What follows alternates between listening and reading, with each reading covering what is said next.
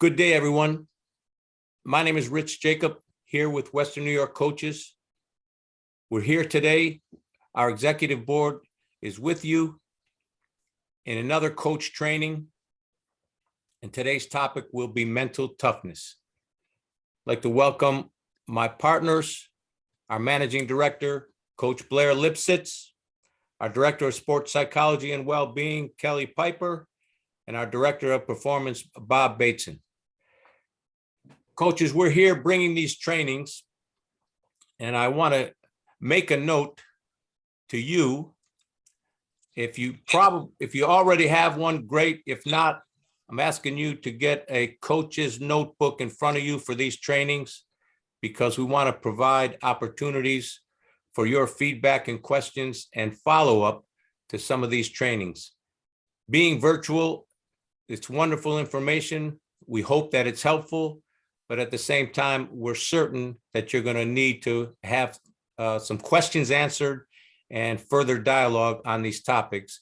And we will provide you time and schedule to do this, albeit virtual, and certainly soon, we hope to be in person. Again, to reiterate our mission at here in Western New York Coaches, rooted in experience, research, passion, and creativity. The mission of Western New York Coaches is to foster excellence in performance and well-being of coaches, athletes, and teams through sports psychology, holistic education, mentorship, and professional development. Again, this is a symposia idea. All the brilliance in the room, including you, all the coaches that are listening, that will make this happen and make the experience for our young people here in Western New York and beyond a positive and productive one through sport. Again, this is our training number 4. You can access all of our trainings and micro lectures on wnycoaches.com, and you'll have other addresses, social networking addresses that will be available to you on that site. By virtue of being a coach, wanting to be a coach, you are members. You are members of WNY Coaches. We welcome you.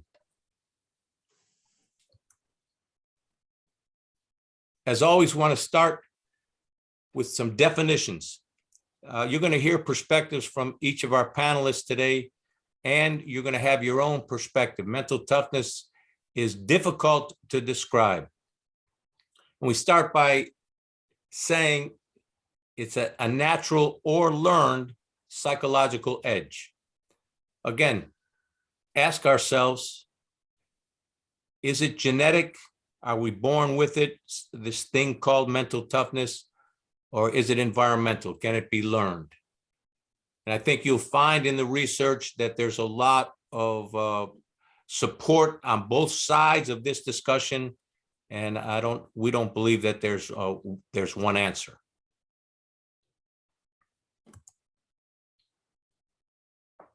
Another definition here: mental toughness, an unshakable perseverance and conviction towards some goal despite pressure or adversity. This is the idea. We'll hear again from our executive board here on perspective, but physical toughness, mental toughness, are they the same things? Are they connected? All of the above is going to be the answer, I think. Another one here by Robin Jones: mentally tough athletes are better and more consistent than their opponents in remaining determined, focused, confident, and in control under pressure. I mean, we can unpack this definition by itself and go on for the next half hour to talk about what we're trying to say here. So we're going to move forward and again, present our perspectives here early in the training. I have here again, a natural or learned psychological edge, but I'm going to turn it over to the 4-time NCAA champion at Penn State, Coach Blair Lipsitz, our managing director. Coach, good morning. Good morning. This is a favorite topic of mine. And this is one, so much of what I'm going to talk about today comes from my coach at Penn State. So it's good that you mentioned that, because I think he was so good at creating really confident athletes, but also very mentally tough teams. And so the first thing I want to kind of talk about is whether or not you can create mental toughness in the gym. I want to look at it two ways. The first is creating mentally tough athletes, and the second is creating mentally tough teams, because I think that those are two different things. I think they go together, but you do train them a little bit differently. To create mentally tough athletes, two of the things that I'm going to focus on, number one is making everything a competition in practice, everything. So we have something in volleyball, it's called serve pass. You do it every day for the first 30 minutes of practice. And it just becomes, it's the thing that you always say, okay, you're going through the motions. We need to be better at this, that kind of language. And I think every sport has something like that in it, every warm up. And so for us at Penn State, it wasn't just serve pass. It was serve pass that was statted. And so you constantly were competing with one another. So if I'm serving a ball, I'm not just serving the ball to get somebody a rep. I'm serving a ball to get an ace. And the person on the other side of the net is not just passing, they're passing to play, right? They're passing to earn a spot in the lineup by getting better stats. So, just making yourself and your team comfortable in constant competition, because it can be really hard to maintain that level of competitiveness throughout an entire match. But if you can practice that with your team in your gym for a 2-hour practice, a 3-hour practice, all of a sudden they're going to get really good at maintaining that, throughout a whole game. So that's the first thing. The second thing is an idea, and this is something we've talked about on the podcast a couple of times, is I call it, for lack of a better term, blind effort. And it's something that there would be a really difficult drill physically that we would be put into. And then there was an endpoint and nobody knew what the endpoint was. None of the athletes knew what the endpoint was. So you were just going 100% effort with an unknown end. And that is so difficult mentally to do. But if you can get your players comfortable in that space and just pushing through with 100% effort without knowing what the endpoint is, that's when you kind of find that special mentally tough player that just can turn it on and drive, right? And you'll also see which players maybe we need to work on this a little bit more. So those are two ways to create, in practice, tangible ways to create mentally tough athletes. But I also want to talk about how to make mentally tough teams, because in something like volleyball, coaches really have to foster a mindset of being able to bounce back, because you can do everything right on your side, but the other team is also very good and they're going to do everything right on their side. And a lot of teams have trouble with that when they're clicking, everything's feeling really good, but then the other team is digging the ball constantly. They're digging the ball and you're like, oh man, like I'm doing everything right. That's the whole point. That's why you're playing the game, right? So you've got to create drills in practice. And we always had 2 or 3 things that we would have to get in order to get a big point. You got to get a perfect pass. You've got to win that point, and you have to win a free ball point. Okay. So you're constantly being challenged just to get one big point. And if you lose any of those 3, then, you got to start back over at 1. And so just by constantly challenging your athletes in those ways and making them push through things that they wouldn't normally see, you're going to create this mentally tough group together who's used to banding together to fight against an opponent. In this case, it's the drill. Coach, I asked all the coaches to have a notebook ready. I hope they're taking notes right here, because I have mine. Always. You hit on so very important and like you say, so challenging. Yeah, it is hard. It's hard as a coach to challenge your athletes and to find a way that you can bring out the best in them, through the frustration, because that is the point, right? They're going to be frustrated in the game with themselves, with each other, with their coaches. so you have to find a way to sort of simulate that feeling in practice, and then practice to be good at it. Yeah, Good through it. yes, to simulate game-like situations, to raise the level of intensity consistently in practice is some of the things that you're talking about. And again, this discussion alone, just practice habits and the ability for coaches to understand how to create, like you say, competition in everything that you do, so you can raise the level of intensity, because you will play like you practice. We preach that all the time as coaches, and I think again, your experiences and clearly your coach, credit to him and his staff, right? Because the proof is in the pudding here. 4 NCAA champions, 4 consecutive, and more than that. I know there's more to success than just a championship, but hearing you, you have to make sure he hears this clip, by the way. Yeah, I'll have to send it to him. He's going to be very proud of you. But that's an excellent start. Thank you. Kelly and Coach, any comments here? I know we're going to go to you here in a second. I always want to leave some moments here for our panelists to chime in, because that's where you're going to get the most education, right, from all of us and our perspective. So yeah, I think Blair did a great job of laying that out, and I want to dive a little deeper into those components a little bit. Good. Kelly? Well, I think, what Blair just described, to me, I would call that like a safe space to learn in practice or in the gym, that, a coach has the responsibility to create, and that helps to foster that mental toughness, right? So if we're setting up that competitive environment and it feels punitive, or an athlete may feel anxious that they make a mistake and there's a consequence, right? It can be difficult to move forward and create that excellence. So there has to be like a learning environment, right? Where it's normalized, that, and when I think about mental toughness, I think about consistent excellence. That's how I define it, right? And there's a difference between excellence and perfection. So to Blair's point, I think that's where it's a razor thin line for coaches is, it's that combination of the internal and external factors, right?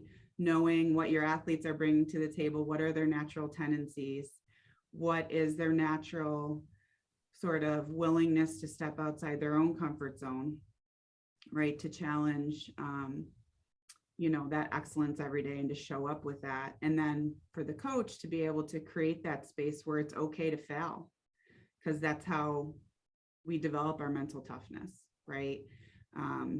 So I think that's all part of it. And I would say it's a combination of internal and external factors. For an athlete, it's, not being afraid to make mistakes. And for the coach, it's creating a safe space for them not to have to be perfect every day. That's good.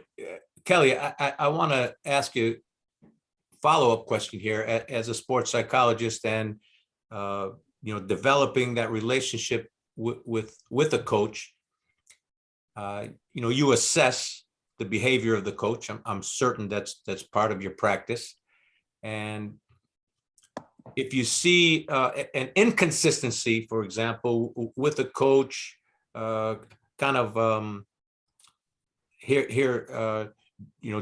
do what I say, but then their actions speak a little louder, and they're not really consistent in their behavior and what they're demanding of their coaches.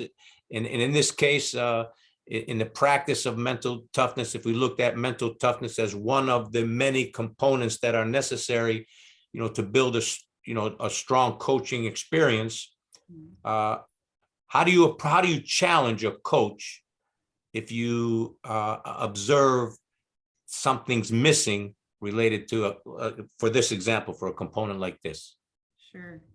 And this is why I tell coaches all the time, I think outside of being a parent, it's one of the toughest jobs in the world, honestly, because you have to show up and do the work to be self-aware every single day, right? And that's challenging. It's vulnerable for a coach too, right? So I think that's the first step is, as a coach, understanding and being self-aware on your communication, right? Almost all communication is nonverbal.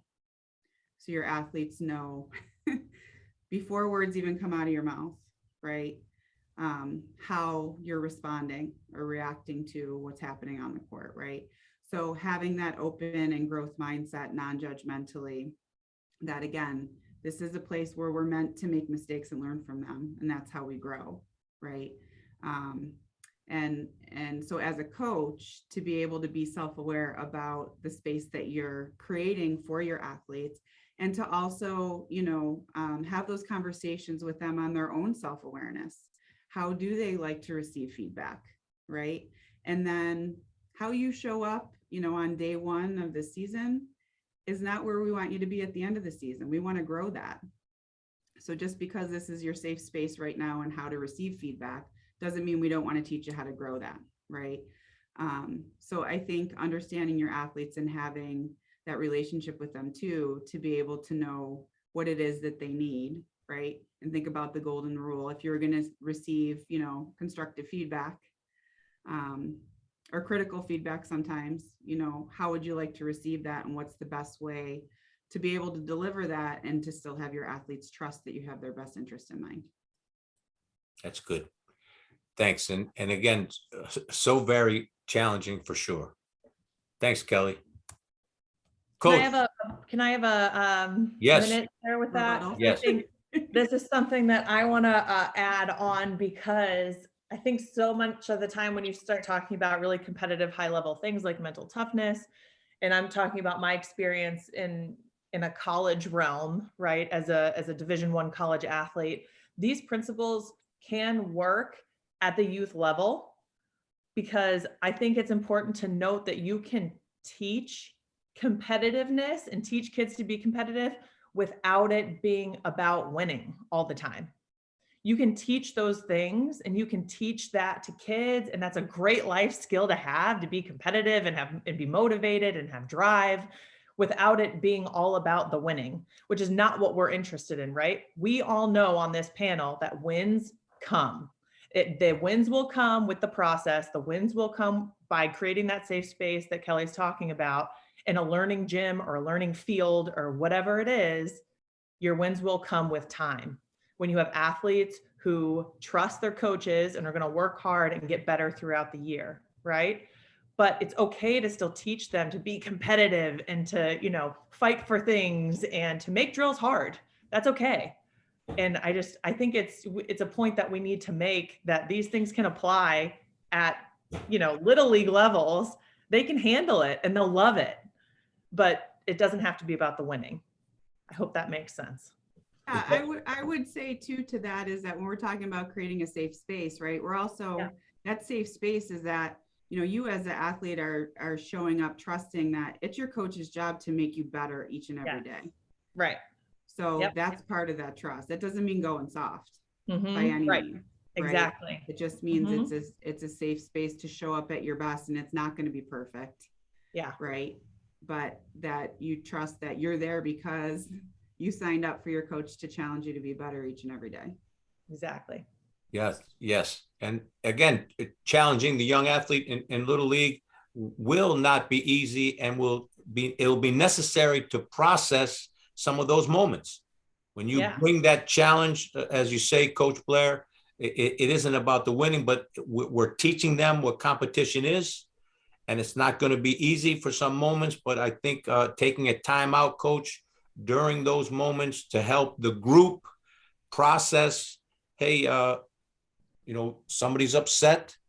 Let's talk about this. And I think it's okay.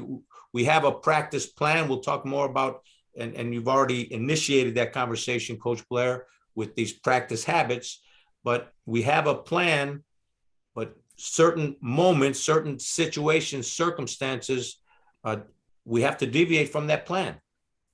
Yeah. And that youth example, I think, is a very good one, because as you say, Kelly, we're the parents of the little leaguers are bringing the athletes the students, the young people forward to have this experience, to have the collective, the team experience, the competitive experience. And so there's, and Kelly, I think you said it great. It's a great responsibility to be a coach, and it is quite challenging. All the aspects that we're expected to understand. And again, to say it again here at Western New York Coaches, that's why we're here, because we want to help further this discussion about the many aspects and the many important responsibilities that coaches have. And we're not expecting everyone to have this kind of training, this kind of education. And speaking to Little League coaches, right, we all know that the majority of Little League coaches are our parents who are willing to and they want to know, parents want to know, and we want to be able to provide them information here. So thanks. Good. Coach, I hand it over to you, Coach Bateson. This topic is a phenomenal topic. It has a lot of tentacles because you can go in so many directions. And mental toughness and physical toughness, they foster each other. I think you need one to have the other. And individually, to get mentally tough can really be applied to your athletes on the individual basis, like in the strength and conditioning room, where you challenge them to not just get that lift in, but what's the best you can do in that lift. Don't stop when you think, oh, I feel it, that's good enough. You got to mentally challenge yourself to that next level. And that's the individual component. And we've done that, Coach, with our players, because they never really experienced that before. But that created a mental toughness and like Blair had mentioned, a little competitive edge within themselves, also with each other, because they want to compete with each other, and one wants to do better than the other. But within themselves, I think the strength and conditioning room is a phenomenal place for that as well. And that will translate onto the court or field as a unit, because now you have these individuals that you're trying to improve their mental toughness through physical stuff, and we put them on the court, and that's where it could translate as a team. But you still need there's always going to be an alpha in the group, and the mental toughness and the physical toughness, it is innate to a degree, and it can be improved on and learned to a degree, but the level that it's going to go for each person is going to be different. All right. I think that we've always been able to improve physical and mental toughness on our players, but some are going to go to a 10 because they have that in their DNA, and some are going to go to a 7, and that's their level. And like you said before, Coach, you know who's going to go in the paint and not go in the paint, and that's a physical mental toughness approach.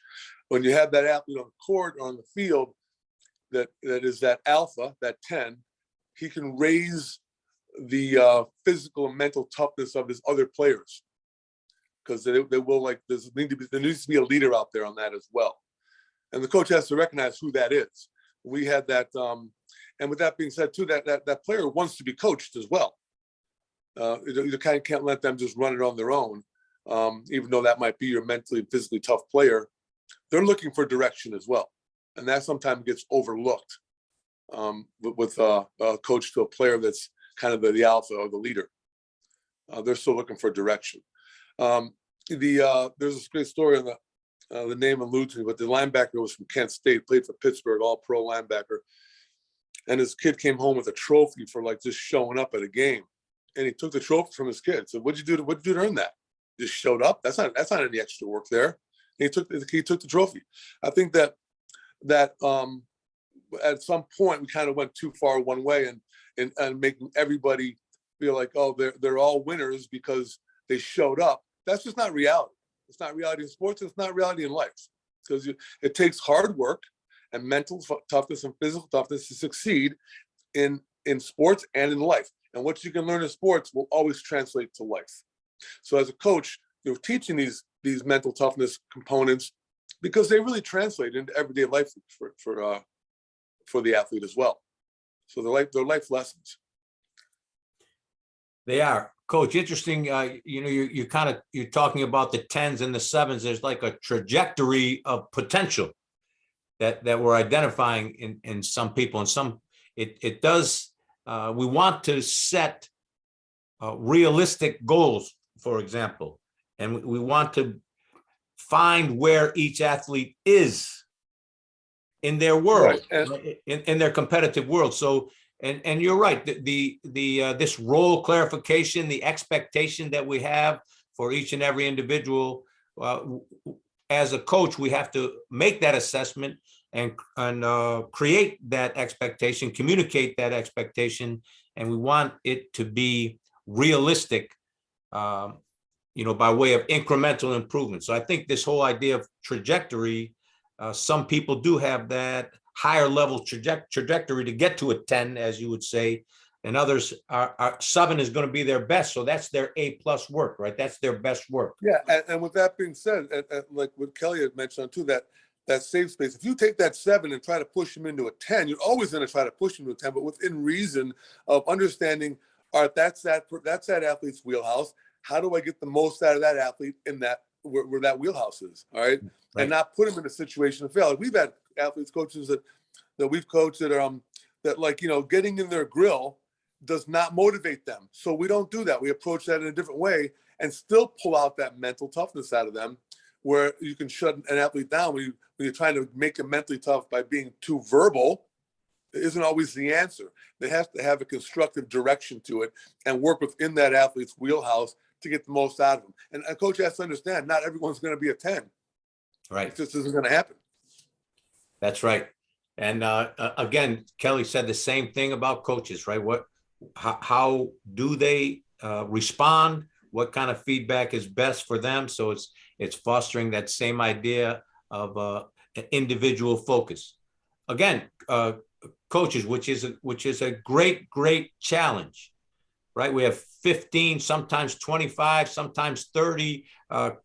Coach Bateson, in your football career, right? There's 80. There could be 80 players and a committee of coaches, right? So as a head coach in the football example, it's like, what do you have? I don't know, 10, 11 coaches and 80 players. So now you have that many personalities to contend with and to challenge it in their own space or their wheelhouse, as you say. It's again quite the challenge. The bigger the platform, the bigger the personnel, the bigger the challenge, no doubt. Yep. Thanks, Coach. That was excellent. All three. Thank you. So I want to have a few slides here on the attributes of mental toughness, and then we're going to go back to share some coaching applications if we can get through it. And I'll kind of work through these relatively quickly. Again, we'll be sharing these trainings on our website, wnycoaches.com, for all coaches to take a closer look at and ask some questions, etc. So here, foundational attributes, personal standards. We already used the word unquenchable desire, which is awesome in and of itself. And unique strengths. We just talked a little bit about that, right? Every individual is going to have something to bring to the table. In the collective, on the team, we work for identifying roles for everyone. Role clarification is what we call it. And as a coach, you have to identify these unique strengths that each individual has and what they can bring to the overall team goals. Again, so much is tied into the discussion when we talk about unique strengths. And we'll further talk about this when we talk about more team cohesion, building team, the concepts of that in other trainings. But just by way of the foundational attributes, we move to the fundamental core of these mental toughness athletes. I mean, come on, unshakable belief.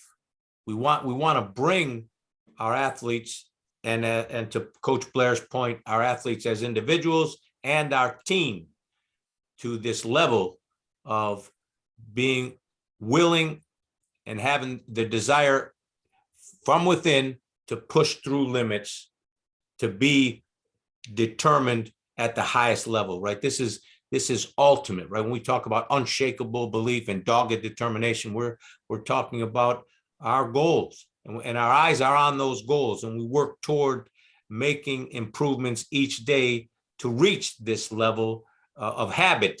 Again, going back to Coach Blair's talk about practice habits and creating this kind of intensity. So again, some of this vocabulary is intertwined and speaks to the same thing, but we want to try to categorize it, right? Like these attributes are performance attributes. This idea of present focus, what you can control, mental control, right? There are uncontrollables. So to be mentally tough, we have to be able to be aware and identify these things that are not controllable as well. What we can control, we work to control. Competitive anxiety, we have to embrace, right? As coaches, as athletes, it's not like great competitors thrive under pressure, for example, right? That has been said, and it's probably true. But great competitors who thrive under pressure also embrace what we call competitive anxiety and performance pressure, right? Again, utilizing different terms to talk about the same things. And this idea of being immersed in the now, this present focus, this idea of staying focused, again, easier said than done. But if we're practicing if we're incorporating in our practice plan these kinds of skills in addition to sport-specific skills, then it's going to become, to use Kelly's term, a more normalized, right? The idea of understanding what mental toughness is, understanding competitive anxiety. We can't just bring it up once in a while to our coaches or to our athletes. We have to have it consistent part of our language and our communication. So it has to be somewhere in your practice plan, coach, is what we're saying.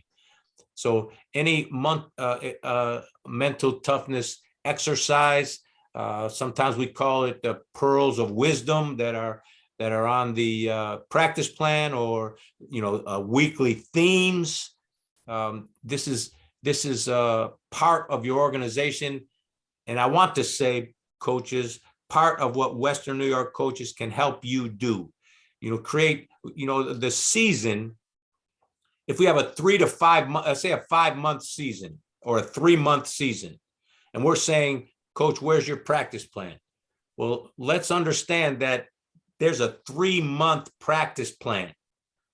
Your whole season is a practice plan. We break it into parts. We try to provide a sequence and some flow, because to enhance the learning, to give the students, to give the athletes an opportunity to connect, one practice to the next. There's a scaffolding approach here in teaching, right? Because coaching, teaching, leading, we're crossing concepts, coaches, and you are a teacher, you are a role model, you are a mentor, and you are a leader.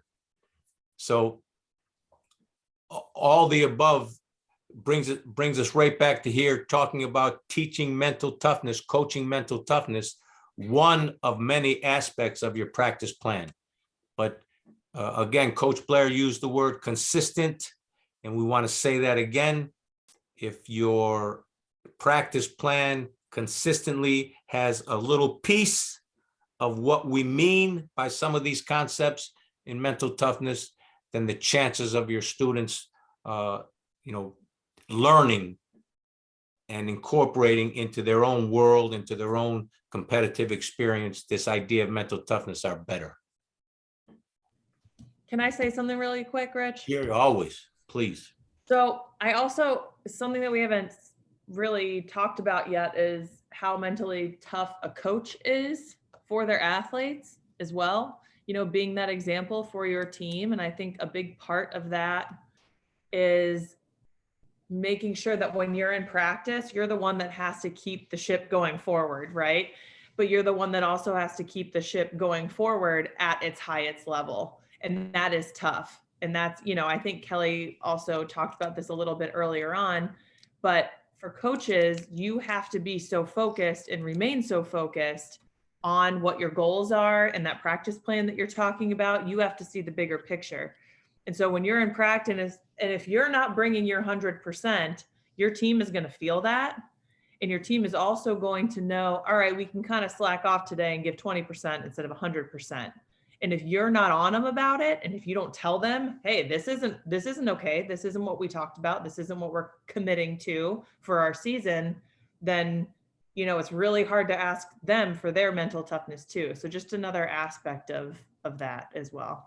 It starts at the top, Kel, right? That's our, Yeah. Blair, starts at the top. Yep. Yeah. Yeah, excellent point. Thanks, coaches. And again, this idea here of personal lifestyle attribute of mental toughness. We always say, check your baggage at the door, right? When you enter that locker room and start to lace up your spikes, your shoes for practice, then your full focus should be on what's happening that day and getting better that day. And that's difficult for coaches and players alike, right? We all have personal life. We all have things happening in our personal life. And how do you approach coach or player to be able to, again, check your baggage at the door before you enter the gym or the field, so you can bring this balanced perspective and this focused perspective to that day of performance. So I think, again, another thing that needs to be practiced, that needs to be emphasized, that needs to be fostered by you as a coach in your planning. And you know what, if the coaches that are listening are saying, well, how am I supposed to do all of that? I have a 2-hour window of practice. Can I really accomplish that? And the answer is yes, but the answer, and you're right in thinking that this is going to be very hard to incorporate.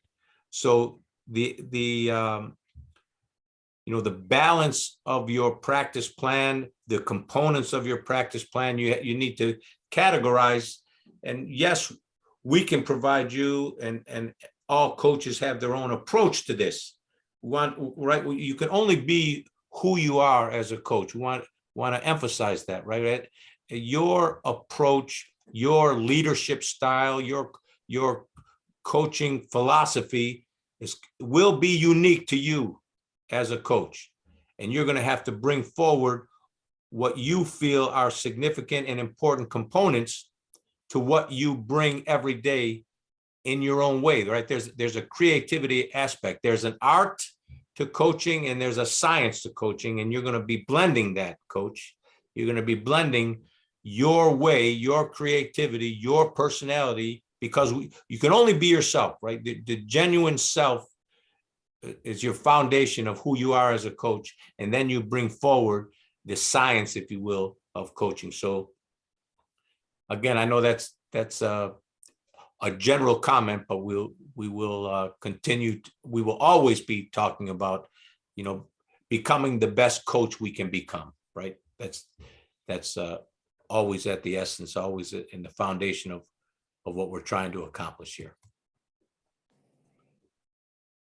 We talked, I asked Kelly earlier about assessing the culture, assessing the coach and their behaviors. And this is part of the responsibility of the coach to assess the culture. Again, looking in the mirror as the coach, and then looking to identify what is happening on your team. Learning styles and coaching styles, there's much literature on leadership styles, and they transfer, of course, to coaching styles. What kind of competitive environment? I mean, again, Coach Blair let us off here talking about creating this competitive environment, and what kind of practice habits do we have? This is, this slide by itself can be a whole lesson.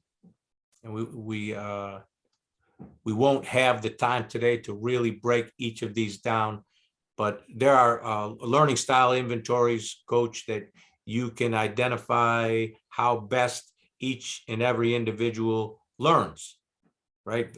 Visual learning, Coach Bateson talks about how we challenge certain individuals, how certain individuals respond differently.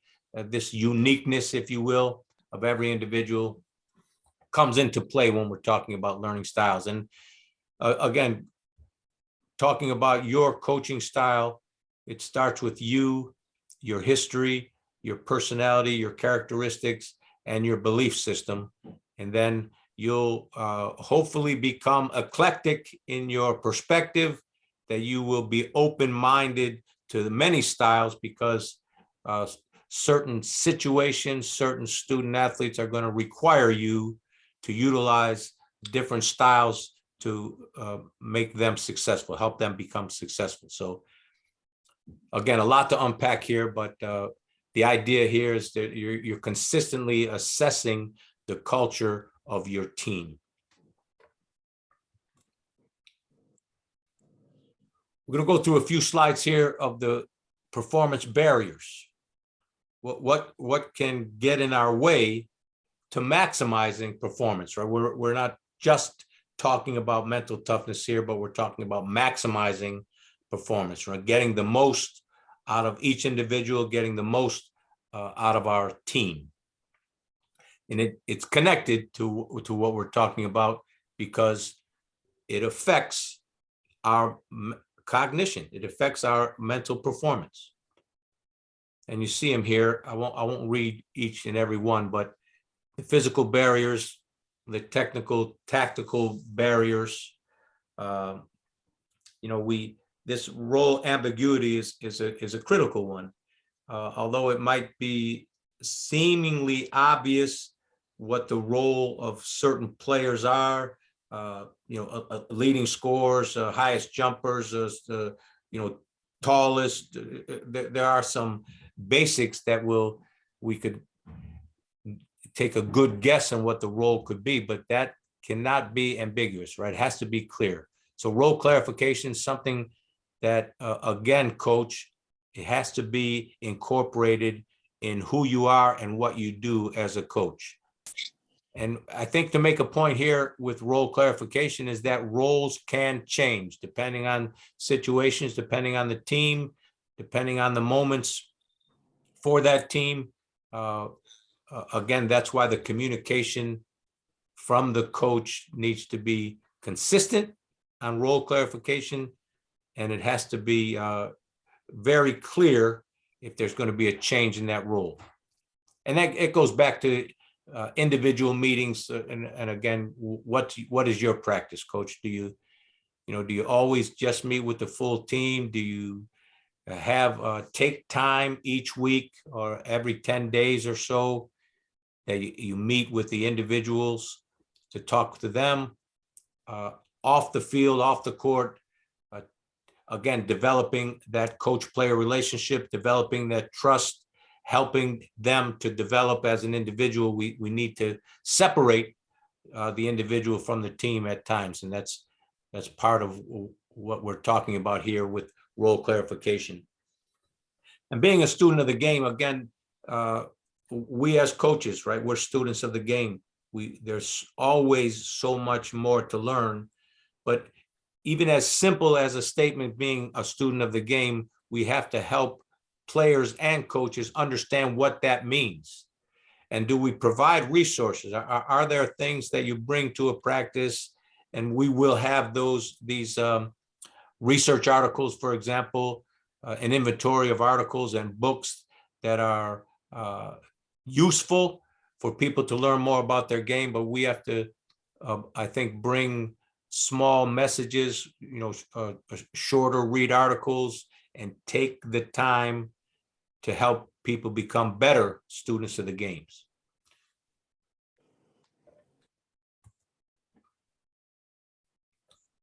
And these team barriers.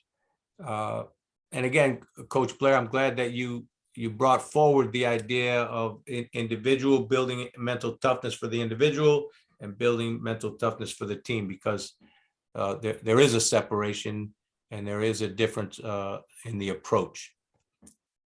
But the idea of team first, sacrificing for the team, committing to the team goals, again, things that generally speaking, people will understand, but to take to heart and to bring into practice is another part of building culture, right? There's again, consistency in our communication and our messaging, right? It's so important, coach, that you're consistent in your messaging, because if one day you're saying everyone's equal, everyone's treated the same, and then another day, you know, your best player comes in a few minutes late and you're okay with it, but a few days ago you said everybody's going to be treated the same, right? That inconsistency, we jeopardize losing credibility, and we have an interruption, if you will, in building of a successful culture. So that there's a level of integrity, there's a level of honesty, and there's a level certainly a demand for consistent and conviction in your beliefs and your philosophy, coach. So we talk a lot about coaching philosophy as we go through some of these trainings.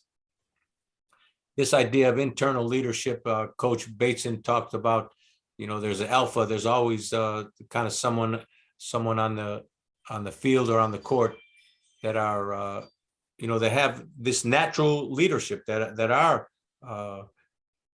kind of assuming the role almost some naturally as internal leaders. And we want to not only encourage that, but foster that and develop this idea of internal leadership. Internal leadership doesn't always come from the best player, you know, the most talented player. That leadership comes from so many places. I mean, in a basketball talk, if there's 15 players, sometimes that 15th person on the bench is one of the greatest leaders and inspiring leaders that we have on the team. And it's important that we're aware of that, coaches, and that we're constantly looking to develop leadership qualities in all the young people. That's part of our task as a coach as well, right? Helping them become more aware of their strengths, helping them understand what, you know, sacrificing for the team means, what leadership, you know, is. This again, holding each other accountable. How do we respectfully challenge each other as teammates, even in the coaching staff? You know, talking with Kelly again, so many sports psychologists are working directly with coaches now, and coaches as associate head coaches, assistant coaches, the coaching staff. Coach, are you open to your assistant coaches holding you accountable for something that you know you preach? This again, not always a comfortable situation, but necessary, right? To be able to challenge each other, challenging teammates, being consistent on preset standards. When we identify our goals and we identify who we are as a team, then we have to again reiterate and reinforce what those standards are. And when they're not being met, we have to challenge ourselves. So a lot to be said in there. Again, going forward with these barriers, mental recovery, concentration. Coach Bateson will talk a lot in a future training about injury and re-injury and the fear involved with that. In mental toughness, we talk about, in the essence of mental toughness, we are coping with stress, right? Coping with pressure situations. So how well do we solve problems? This building self-confidence, assessing the self-confidence of each individual. I mean, building this team toughness, as Coach Blair again talked about earlier, confidence has a lot to do with the opportunity we have to build this collective toughness. And again, self-confidence is another topic, another training topic for future involved training that we will provide. Inviting people to make mistakes, making it, having a motivational climate that invites this idea of you'll make mistakes, but how do you respond to those mistakes? Keeping a level of standard, keeping the intensity, but also embracing the idea that, to build a successful team, we will go through many challenging moments and make many mistakes as coaches and players. And there's not much that has to be said about excuse making, right? We don't even want to talk about it. No, Coach, excuses are calculated lies to yourself. I like that, Coach. I got to write that down. Wait 1 second. I like it. Okay. Again, emotional barriers. Everyone's an individual. Everyone has their own personality. Everyone has their own level of tolerance. What kind of social support? Social support has been proven to be correlated with success at the college level. So a coach that provides social support, what does that mean? That means that, I know how many brothers and sisters you have. Like Coach Blair, I know that you have a brother that's 6'6", and I wouldn't want to mess with. But, and I know you have a dad that coached for, beyond the time that you were in Little League. He gave so much time to young people for over 30 years. That's the idea of understanding the individuals that we coach off the field, off the ice, off the court is very important in not only helping them develop this level of confidence, but a true sense of care inspires people on and off the sport field. So there's a lot to talk about when we talk about these barriers of social support. Not only what social support you can bring as a coach, but what kind of supports or not do the people that you coach have in their life. It's critical, as Coach Basin talks about, translating into life and into growing up. What we can learn through sport and the kind of support that we gain through sport can certainly help us grow as individuals for certain.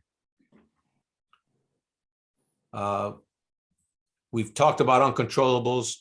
This idea of resiliency has everything to do with mental toughness, right? How do we respond to the challenging moments? It would be nice to have some clips of the Penn State volleyball practices and those moments where the coaches raising the level of demand and how resilient or not each athlete is, right? There's so much of a connection between being resilient, how we respond, and that is mental toughness at its best, actually.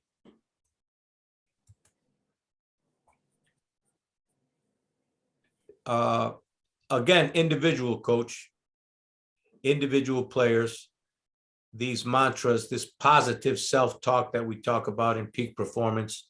When we identify certain parts of our performance where we need improvement, right? There are areas for improvement always. And then there are areas of strength that we have as a performer. And when we start to identify these areas for improvement, this positive self-talk or mantras, which are connected to goals, right? Team goals. We can bring a mantra, and maybe coaches, you have some examples of great mantras. But for Little League, it's In my mind, you are always, always a winner when you try your best, right? This maximum performance when a player is giving you everything he or she has. For me, that's success. That needs to be encouraged, needs to be recognized, and it needs to be shared.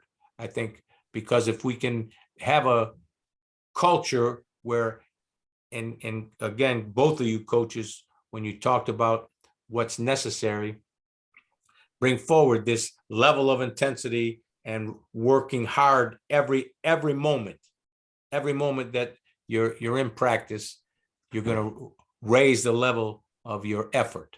So I think that has something to do with that. And the idea of letting go and refocus routines, there's another indicator where, coach, every individual is going to have their way or not to productively respond to challenges, performance challenges.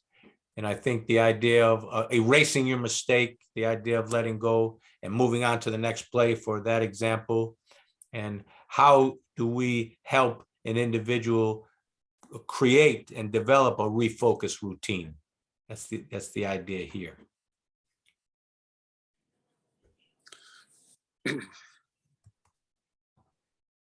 Okay, we're going to kind of work through these keys here, and there's 11 of them.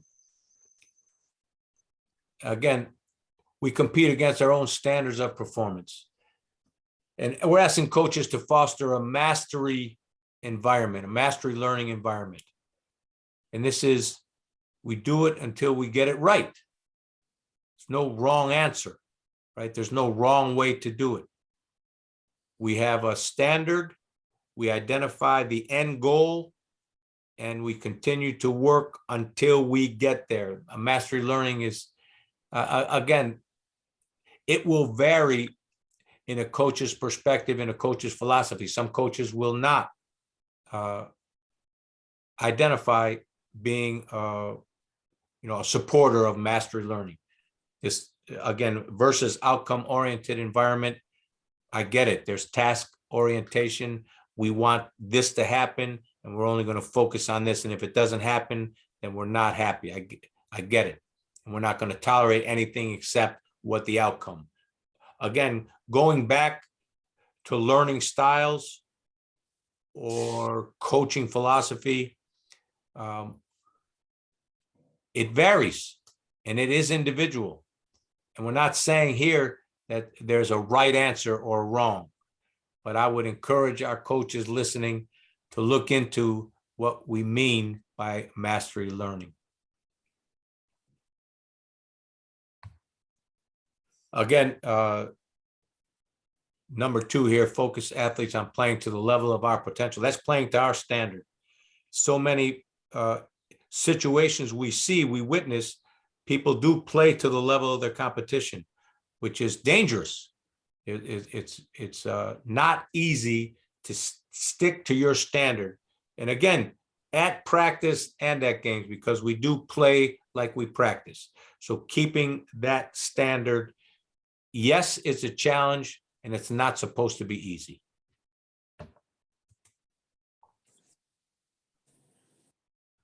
So again, assessing the culture. We have a strong internal desire to succeed. We've already talked about some of this, setting challenging yet realistic, controllable goals.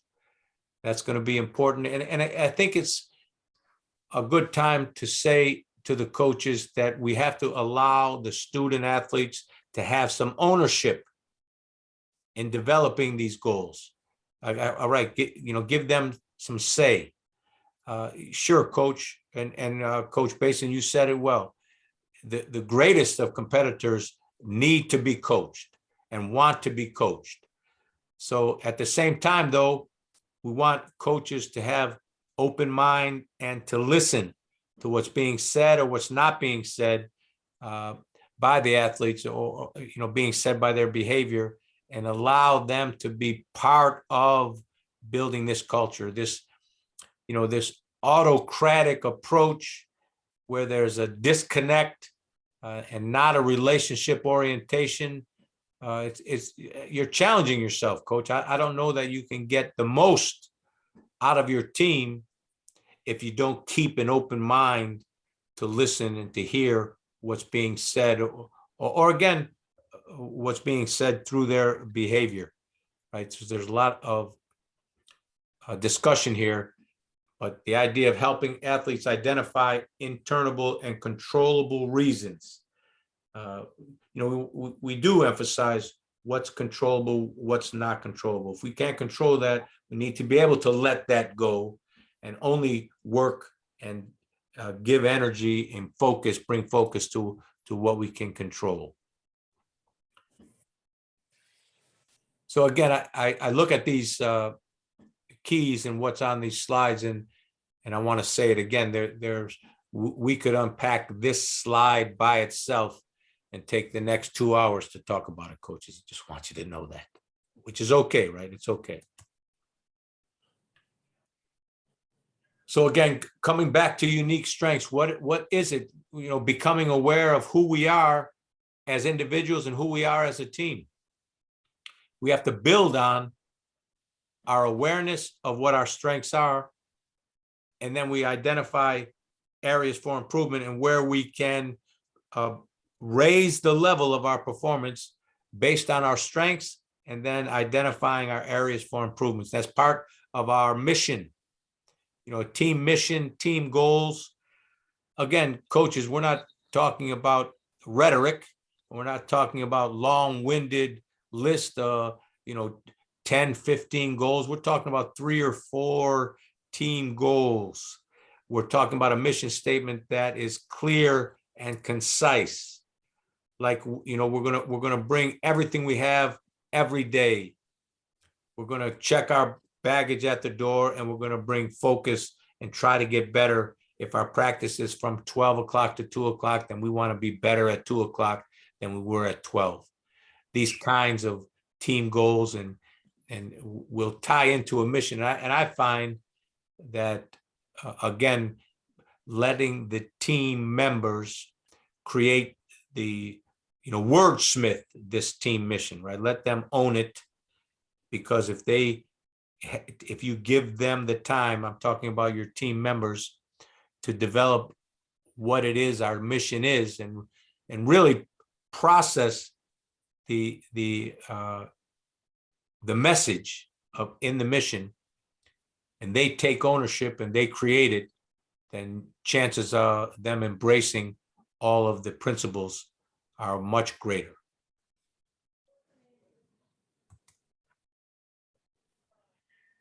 Again, self-confidence, believing in our ability. We're in the middle, happen to be in the middle of, the NCAA basketball championships. Final Four is coming up on both the women and the men. And we see each year, for this example, where a belief in our ability has a direct correlation to success, right? That doesn't matter what conference, doesn't matter size of school, doesn't matter history of championships or not, or how many times the school has participated, for this example, in the NCAA tournament. But a St. Peter's here in 2022 shows us the first time a mid-major, smaller market program made it to the Elite Eight, knocked off 3 giants to get there.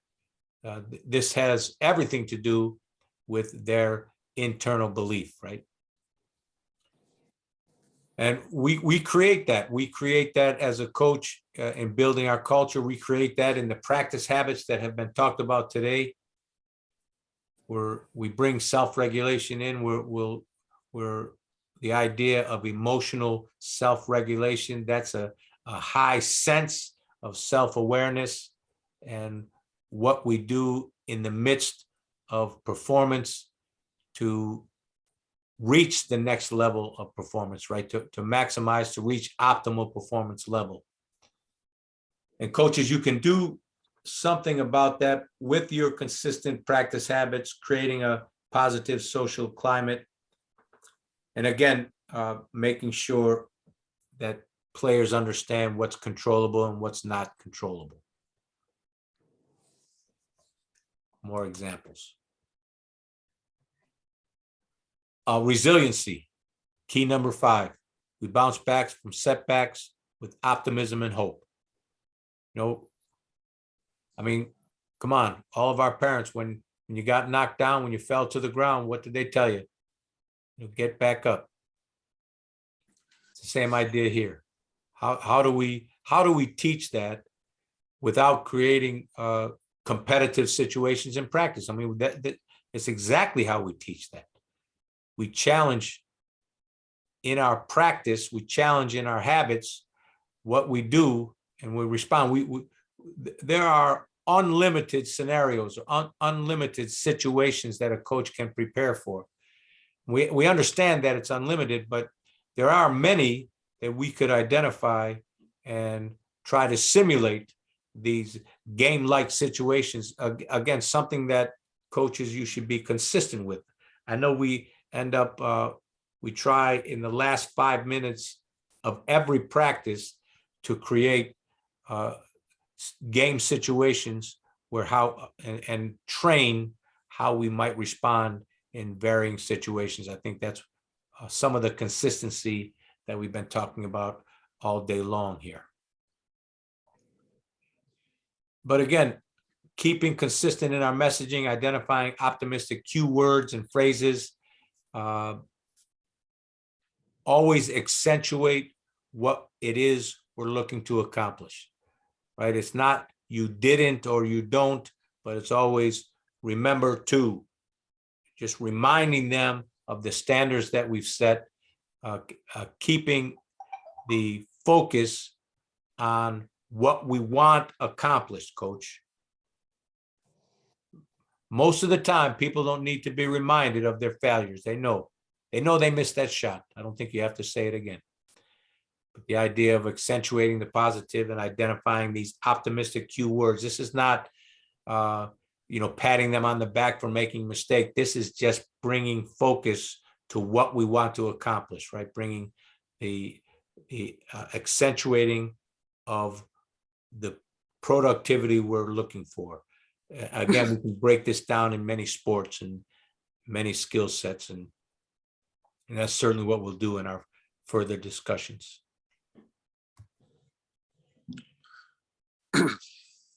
Again, fighting through distractions, remaining focused. You see these keys, these mental toughness keys, they have crossover, right? They're connected to each other. But, teasing out consistency for every individual and for team. Again, we can't emphasize enough that we're looking to develop individual performance habits, but we, at the same time, we're challenged with having the team embrace team habits, right? This team culture. Again, a point for further discussion when we break down each athlete's plan. This is individual meeting time. This is creating assessments, providing feedback, even in writing, coach. Every so often, each athlete should have a little report card, if you will. You can identify these components of the report card, but the feedback, in addition to your coaching and practice, I think note cards, or I like to call them report cards. Again, going to Coach Bason's point, everyone wants to be and needs to be coached through some of these aspects.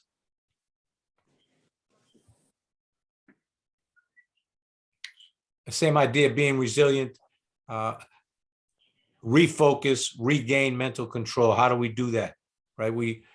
There's some breathing involved. There's some awareness activity involved.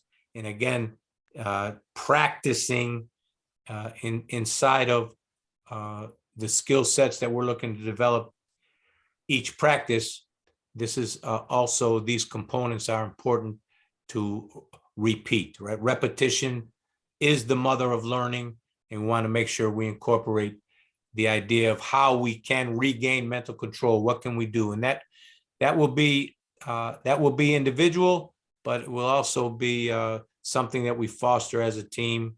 And again, if we bring it forward on a consistent basis, then the chances of the application of these things with individuals are greater for sure. We've talked about competitive anxiety. We want to embrace it. We want to help, again, simply help the athletes understand what it is and how we contend with it. So how we can fight through this not being comfortable. Coach Basin talks a lot about that. Speaking of mantras, right, Coach? Want to share that the mantra when life starts, life begins where? Out of the comfort zone. Out of the comfort zone, right? But you know, I was, something keeps popping up in my head as we're going through these keys, is not to confuse being competitive with being mentally tough. All right, there's a lot of athletes that think because they're competitive, they're mentally tough, and it's just the opposite a lot of times. Because how many times have we seen a player that like melts down because they didn't get the call, and next thing you know, we're playing 5-on-4 at the other end because they're still down there complaining about the call they didn't get. That's not mentally tough. You might be competitive and you're trying your best because you want that. When you didn't get that call, you broke down mentally and couldn't shake it off. That's not mental toughness. So there's a difference between competitive and mental toughness as well. I mean, that's a whole other subject. But yeah, no, that keeps popping into my head as we go through all these things. It's like, there's a difference. That's an interesting point, Coach, and one for further discussion for sure.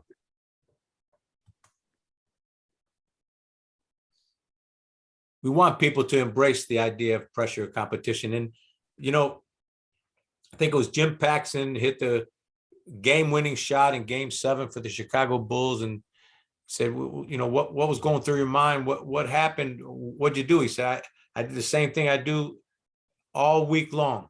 I catch and I shoot. Practice it 1,000 times a week, right? So, yeah, the pressure situations are real. And I'm sure both the coaches on the panel here can talk about their own moments of being, you know, in those moments of pressure competition. But if our habits are good and we're practicing, you know, we play like we practice and we have this level of intensity that we've talked about here, then it is more of the same. We're executing the same movement. We're executing the same fundamental. So there, in some way, one way of looking at it is that it's really not different. Yes, the clock is on. Yes, it's a 1-point game. Yes, the situation outside looking in is intense, you know, the level of intensity. But our habits of practice say we just do what we do. We do what we have rehearsed well, right? A great coach is going to have you. You're going to be reminded of what we do in this situation, in a timeout, for that example. And we're going to go out and do exactly what we've done many times in practice. So, you know, creating those habits alleviate some of the pressure that's seemingly there. Again, from a perspective of a fan, people watching the game, other people that are not in that moment. But if you're in each moment, if you remain focused, if you have great practice habits, then this pressure becomes less. That's an opinion, right? That's no, we call that we'll always point out that player is playing unconscious, you know, because it's just repetition. It's automatic. Nothing's affecting them. They're just like in that zone of like what they've always practiced. Nothing's breaking. Nothing's from the outside affecting them. We still always used to say that's called playing unconscious. Yeah. Not in the negative word, in the positive content of that. Yeah, right. They're not being distracted. Right. And I think there's a term, proprioceptive, right? Because it becomes second nature. Yep. Good. Just a couple more here. And again, another great challenge for coaches and athletes, right? To push through limits. Coach Basin, talk about that on an individual experience. You have a lot to share about this. Pushing through limits. Yep. That once again is like, I call it, never accepting no for an answer. It's like, someone's, oh, you can't do that. Yes, I can. Now I'm definitely going to do it. And I've gone through, massive amount of knee surgeries. And when I was told I couldn't play anymore, I ended up playing 5 more years. And that's just because not accepting that limit. There are no limits. My mentality was just go till the wheels fall off. And that, and I understand that, like, that the few players that can do that, but those are the players that will drag the other ones up to that level with them. And that's the top 1% of the people that at the professional level that, have no limits and play to that level. Those are your all pro players. And you talk about it's not for everyone. No, and coach, and I've been talking about on the field, off the field as well. I mean, I slept in a car for a week because I couldn't afford a hotel room to make a team, right? So, that's part of it. Also, that's part of not accepting that the limits. There are no limits. I'm going to make it. Yeah, good. Yeah, it's a great example for all of us, Coach. You have even most recently, right, with that major knee replacement at this stage. You're doing great. Yeah, the docs just asked me that. I did had it done by Dr. Berger in Chicago, and they're like, "Hey, well, when did you realize you needed a knee replacement?" I said 20 years ago. But I was just keep pushing through it, and literally it went till it wouldn't work anymore. Yep. We like that, Coach. Play it till the leg falls off, and now you got a new leg. Yeah. Literally. I took it literal, Coach. That's right. That's right. Okay, and our final key here again, coming back to the idea of staying fully focused despite life distractions. Again, coaches, players, some days we're just not there. Some days we have to let, some individuals, they just have to go. Look, don't practice today. There are those days. I mean, right, as a coach, even as a coach, we've had those moments, and you will have those moments where, life happens, as people say. So be honest about it, be human about it. And again, at the same time, we're trying to teach people how to play through any distractions. And that's counseling. That's where, sports psychologist, that's where a counselor, that's where a coaching skill as a counselor, right? Coaches, you are counseling young people. Did you go to school for counseling? That's not necessarily important. The idea is that they're looking to you. I mean, coaches, let's face it, we have the undivided attention for the most part of all the people that we're around. So we have an opportunity to help people understand and cope with life. We're calling them distractions here because we want to bring focus and stay focused. So we remove distractions, but life is not a distraction. Life is life. And again, Coach, we're not asking you to be a trained counselor, and certainly as a caution flag here, if there are, if it's a serious situation or you are uncertain how to handle a student's situation, life situation, then you should refer out, right? We'll have resources here at WNY Coaches and identify people who are professionally trained to contend with situations where it's to use Coach Bateson's term, out of our wheelhouse, right? We're not expecting you to, don't play doctor, don't play counselor. When it's serious enough, we want to refer out, communicate with the parents. If the parents aren't receptive, then perhaps you can make a call, to one of these counseling agencies. There are so many great people and great agencies in the helping profession. And it's important to be aware of, situations where it's out of our hands and we need to refer out. So, coaches, I'm saying that it is another responsibility of yours for the well-being of the people you're around, to be prepared, right? And that same note, you have a list. You have a list of their significant people who to call. You have a list of who their doctor is. You have a list of what kind of medical situation or medical facts that are part of these people's lives. You need to have that in your clipboard, Coach. You need to have those for emergency situations. I know taking this one a little out of context, but I guess I'm just using it as an opportunity to remind us of the great responsibility we have for the well-being of the people we coach.